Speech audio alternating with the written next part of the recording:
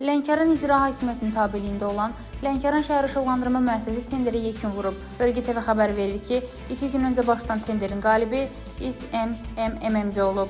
Elektrik mal materiallarının satın alınması ilə bağlı keçirilmiş müsabiqəyə görə müəssisə şirkəti 273.477 manat pul ödəyəcək.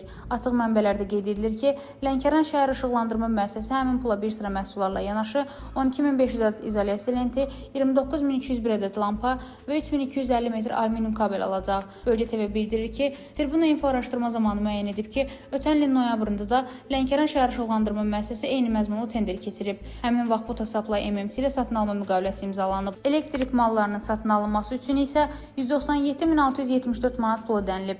Lakin məsələnin maraqlı tərəfi odur ki, keçən il Lənkəran İcra Hakimiyyəti bu ilə nisbətən bəzi mal və məhsulları xeyli aşağı sayda alıb. Məsələn, bu il 12.500 ədəd izolyasiya lenti alan sözü gedən qurum keçən il 8.000 ədəd sifariş veribmiş və ya bu il 29.000 lampa sifariş edən qurum ötən il 24.100 ədəd lampaya ehtiyacı olduğunu qeyd edib. Qəribədir, bir ilin içində Lənkəranda nə dəyişib ki, birdən-birə 4.500 ədəd çox izolyasiya lenti, 5.100 ədəd əlavə lampa alınıb. Qarşı tərəfdə dinləməyə hazırıq. Rəna Rövşən qızı, BTV.